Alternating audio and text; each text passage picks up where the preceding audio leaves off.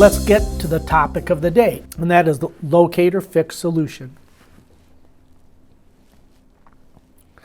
So this is an existing validated technology with a new application. And before we get into this, let's just again review the treatment options for edentulous arches. And these can be for previously edentulous patients, hopeless dentition, and a little newer category would be existing overdentures. So one of the options is a pro-arch or screw-retained type of a prosthesis on 4. This was the original type of immediate load type of prosthesis where we placed 4 implants. We tilted the distal implants to get around the anatomical structure, such as the inferior alveolar nerve or the maxillary sinuses. And we did this to increase the AP spread, reduce the cantilever, and give the patients additional teeth in the arch to improve their chewing efficiency. The next option would be a screw-retained or pro-arch on 6. And this is where we use short implants in the posterior regions where the bone is minimal to avoid those anatomical structures. And the studies have clearly shown that short implants can have just as high of a success rate as the longer implants when we're using the proper protocols to place them. Next, we have the removable options, such as a locator or overdenture. We've all done locator dentures, and they've proven to be very successful over the years. Another option, which I don't use a lot, but is certainly a viable option for patients who have very thin alveolar ridges and they don't want to undergo any type of bone grafting procedures, and that's the mini implant overdentures.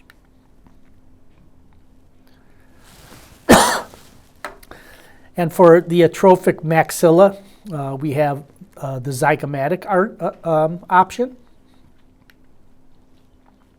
And now we have the LOCATOR Fixed. So as I said, this is an existing technology with a new application.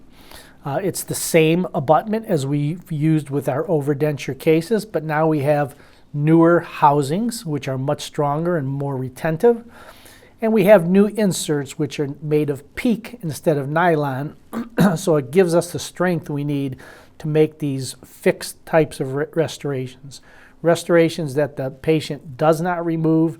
These restorations are only removed by the dentist.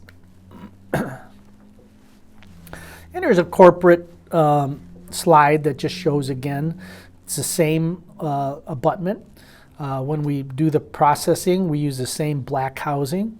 The pickup method is the same, and it could be intraoral or extraoral.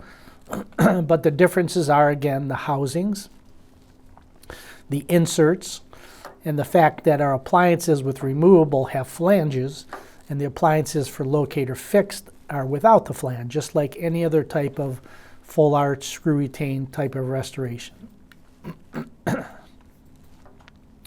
So let's talk about some of the advantages. So with LOCATOR Fixed, we don't need as much restorative space. And that means that if we're planning the case from the beginning, we can have more conservative bone reduction, preserve the anatomy of the patient. With conventional all-on-X, depending on the material, we will need from 12 to 16 millimeters of restorative space, and therefore, again, increased bone reduction. With LOCATOR Fixed, we need less restorative space, 8 to 12, again, depending on the restorative material. Another advantage is we can do these restorations at a decreased cost. The parts and pieces and the laboratory expense, depending on the material we use, is less than the cost of the traditional all-on-X types of procedures. And so previous to locator fixed, we had, our different options: the denture, the 2-implant denture, the 4-implant overdenture, and a screw retain fixed prosthesis. And there was really a big jump in terms of cost between the overdenture and the screw retain prosthesis. And so it kind of created a little hole, because there was patients who really wanted fixed, but just that significant difference from the overdenture to fixed was just a little bit too much for them to handle. So many times they settled for a removable prosthesis instead of a fixed. But now with locator fixed, because of the versatility, because of the different ways we can use this type of prosthesis and the different protocols and materials that we can use, it's kind of a perfect niche in between the removable overdenture and the screw retain fixed that allows many more patients to take advantage of a fixed type of an option.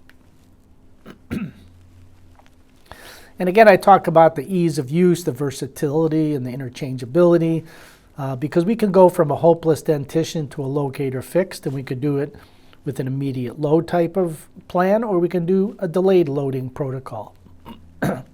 We can go from a patient who's already has a removable prosthesis, such as a denture, and go to a locator fixed. I've had patients that have had 2 locator overdentures, and they wanted a little better retention. And they moved up to a 4 locator overdenture, and then at some point, once I explained to them that we have this fixed option, we've converted them into a locator fixed. And then we can take patients who have locator fixed. If something were to happen, they were to lose an implant, they still have those additional implants where they can go back to a removable prosthesis if necessary. Okay, so let's do a case presentation. Now, before we start that, we have different ways to accomplish these cases. We can go the digital route, or we can go the analog route. And I do both, but I accept the fact that each has its positives and its negatives. So when we're doing a case digitally, we can usually accomplish this faster, because we can immediately upload these scans to the lab without having to do mountings and pack up cases and write up these analog types of work authorizations. Patients are really impressed with technology, and it's like a wow factor. They're impressed by these scanners and the digital workflows, and sometimes that can be an advantage in terms of case acceptance. We're eliminating cross-contamination because we're not packing up models. And some of the procedures we can delegate to the staff. Sometimes we have to be a little careful, and we'll see what I'm talking about that in subsequent slides. With the analog method, we can capture anatomical landmarks better. I feel like with an impression, we can capture the retromolar pads and the hamular notches a little better. And you'll see as we go along that this is important in terms of having try-ins and knowing where to set the teeth. Because I've been in dentistry for a while, I'm used to having the case on an articulator and holding it in my hands, and I seem to be able to analyze things a little bit better when I have a model in my hand. And we can have more control over the case in terms of getting a restoration back and being able to look at the occlusion on an articulator.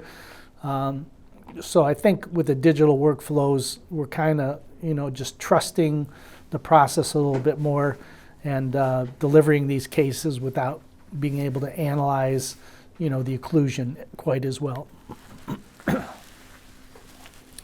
So with this patient, Rosa, she's partially dentate, and we're going to use kind of a combination of digital and analog. The surgeon in this case was Dr. Michael Shapiro. And so let's talk about the case workup. Because we're going to be using both digital and analog, I kind of call this a digilog treatment approach. So with Rosa, her final restoration is going to be a milled lower locator fixed. The impression technique is going to be analog at the fixture level.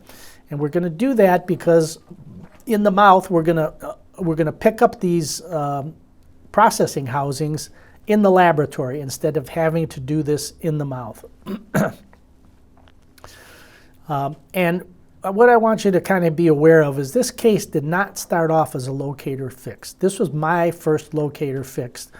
And in the middle of treatment, being a lecturer for Straumann and Zest having a good relationship, they asked me to do some beta testing for this type of a restoration.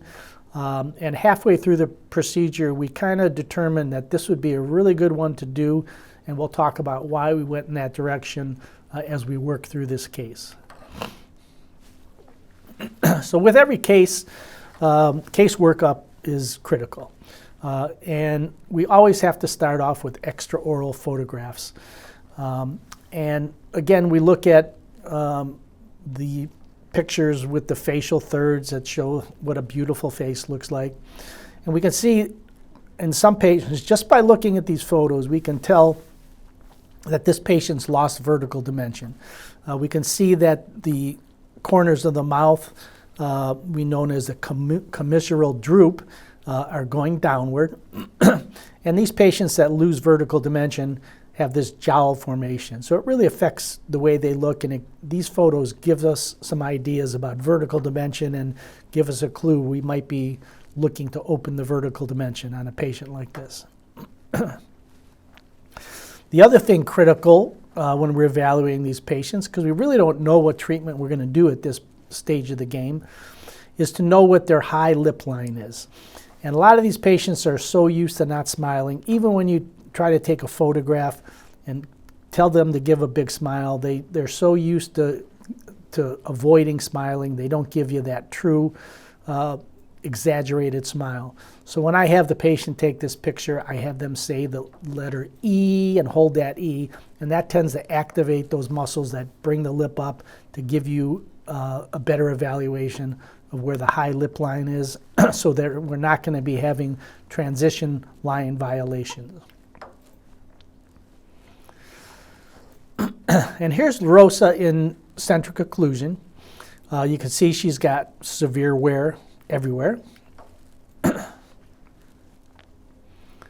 You can see she's got no posterior stops. She's got a collapsed vertical dimension. And she has an anterior hit and slide, meaning her centric relation and centric occlusion are not equal. And this results in a crossover of her lower teeth in front of her upper teeth in centric occlusion. And you can see when I guide Rosa into centric relation, first thing she hits is that canine, and then as she squeezes together, that lower incisor just travels down that canine, bringing her lower jaw forward, crossing over the anterior teeth, and bringing her into a more of a severe pseudo class 3 position. And I want you to notice the splaying of the lower teeth, because she's been in this position for so long that she's basically orthodontically pushing those teeth forward as she's functioning in that crossover pseudo class 3 position.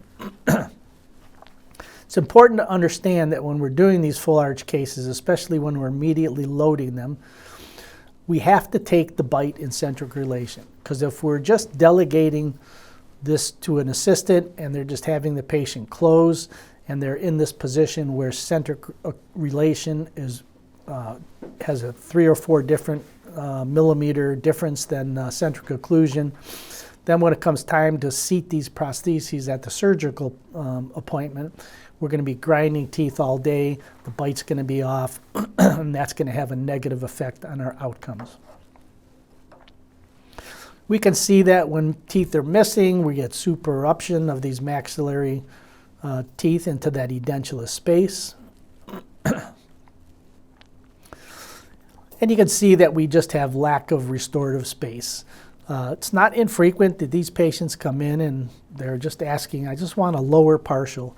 And we have to try to explain to them that we can't just put a partial in a space where there's not enough room for the materials. We have to look at your case comprehensively. We have to restore sometimes both arches. We have to open up your vertical. Here's our pre-surgical x-ray. Rosa's got a lot of things. She's got a periapical abscess. Her upper teeth are shifting and drifting. She's got cervical decay on all of her teeth. She's got some mobility.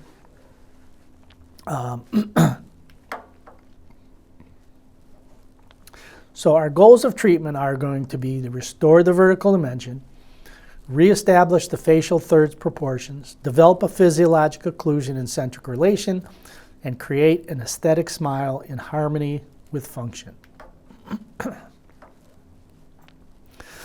So with all these cases, I like to make it well understood that we always want to legally document that we've offered the patient a treatment plan that allows them to save their teeth.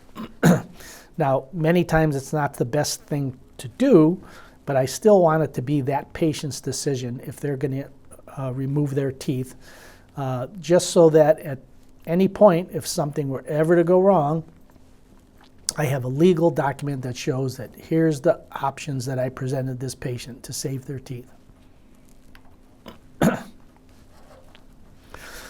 So if we were going to try to save Rosa's teeth, it would be a very comprehensive multidisciplinary treatment plan.